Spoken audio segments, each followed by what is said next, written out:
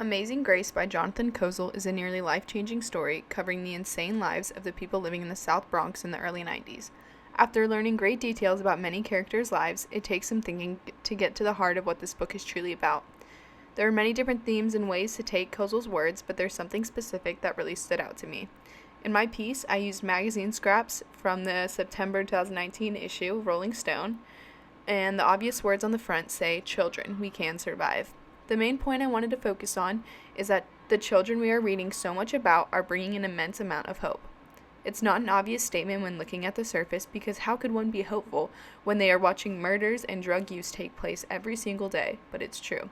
There are a few times where the children are talked about as a light in the cloudy days, and they are stronger and brighter than most adults living under the same conditions.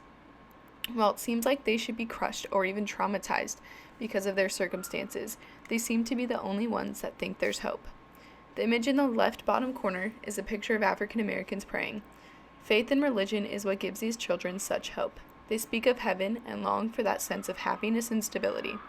I know that most of what they believe is taught to them by their parents, but the children take it so seriously. They haven't lived long enough to be worn out by the inevitable lack of change.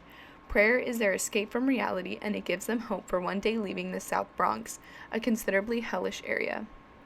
Greenbaum talks about other things that are allegedly passed along to the children. There seems to be a stigma that single mothers are responsible for creating a vicious cycle of dependency. But I agree with Greenbaum in the sense that they are not responsible, and there's something we can all do about it. It's obvious in Kozol that most of what we are hearing is not hopeless and lazy. It's powerful and resilient. So yes, generationally, parents are teaching these children how to live, but it's not how to be lazy or how to not get a job. It's how to have faith and hope and making the most of their own unfortunate situation. In the bottom right, I included a scrap from an upcoming artist who came from Atlanta. While he was not in the same position as these children, it shows that their dreams could really become a reality for them.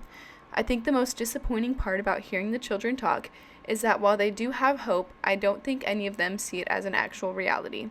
And they are not dreaming big enough. To directly quote the book, a sanitation job is something to be longed for. The children have the hope, but not the knowledge of the possibilities beyond their town.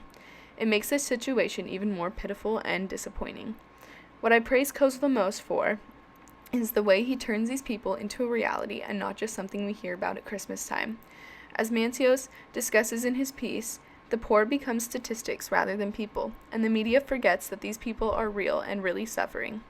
The detailed lives of the children make them feel almost tangible, that you could go to their home and wrap them in your arms with an enormous hug.